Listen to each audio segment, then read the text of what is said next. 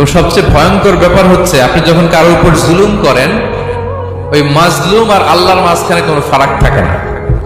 আল্লাহ ওই ফারাকের পর্দা উঠায় নেয়, দোয়া করলেই ওটা আরশে যেয়ে কবুল হয়ে যায়। খবরদার, মজলুমের কান্না কখনো বৃথা যায় না।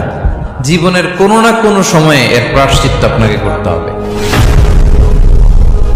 জীবনের কোনো না কোনো সময়ে এর প্রায়শ্চিত্ত করে আপনাকে মরতে হবে। বদদোয়া করছে ডাইরেক্ট কবুল।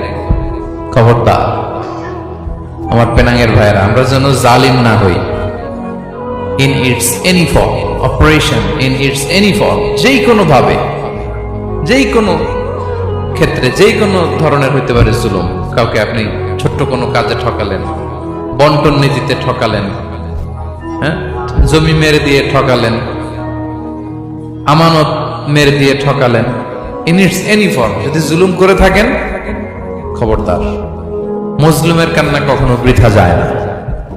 জুলুম শুধু আমাদের জন্যই হারাম না, আল্লাহর জন্য হারাম। আল্লাহ তাআলা বলেন হাদিসে কুদসিতে, ইয়া ইবাদি, হে আমার বান্দারা, ইন্নী হারামতু যুলমা আলা নাফসি, আমি জুলুমকে আমি আল্লাহ নিজের উপর হারাম করেছি। ওয়া জাআলতুহু বাইনাকুম মুহাররামা, এবং এই জুলুমকে তোমাদের উপর হারাম করেছি। ফালা তাযালামু, তোমরা একে অপরের উপর জুলুম করো না। জুলুম শুধু আমাদের উপরই হারাম না, আল্লাহ নিজের উপর হারাম।